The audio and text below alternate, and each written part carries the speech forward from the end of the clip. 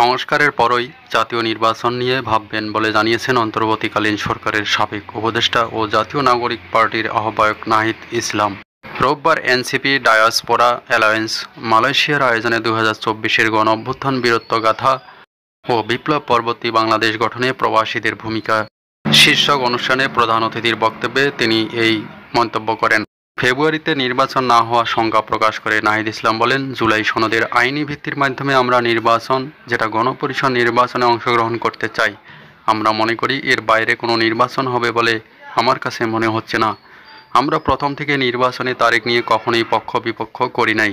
আমরা শুধু বলেছি সংস্কারের নিশ্চয়তা এবং বিচারের নিশ্চয়তা নিয়ে যদি ডিসেম্বরেও নির্বাচন হয় সেটাতেও আমাদের আপত্তি নাই।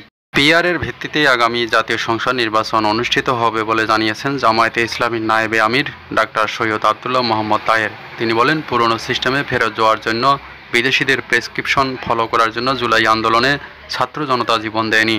মানুষের প্রত্যাশা আগে সংস্কার, তারপর নির্বাচন। The forum of engineers and architects বাংলাদেশের উদ্যোগে রোববার রাজধানী ইঞ্জিনিয়ার্স ইনস্টিটিউশনের সেমিনার হলে অভ্যুত্থান পরবর্তী বাংলাদেশে জাতীয় সংসদ নির্বাচনে প্রতিনিধিত্বমূলক অংশগ্রহণ, পিআর পদ্ধতির আবশ্যকতা শীর্ষক সেমিনারে প্রধান অতিথির বক্তব্যে এসব কথা বলেন জামায়াতের নায়েবে আমির। বিএনপি চেয়ারপারসন খালেদা জিয়ার সঙ্গে সাক্ষাৎ করেছেন পাকিস্তানের উপপ্রধানমন্ত্রী ও পররাষ্ট্রমন্ত্রী ইসহাক দার। এ সময় তিনি খালেদা জিয়ার শারীরিক অবস্থার খোঁজ খবর নেন এবং তার আশু আরোগ্য কামনা করেন বলে জানিয়েছেন বিএনপির স্থায়ী কমিটির সদস্য ডাক্তার AZM জাহিদ হোসেন। রোববার রাতে এক ব্রিফিংয়ে তিনি এসব তথ্য জানান।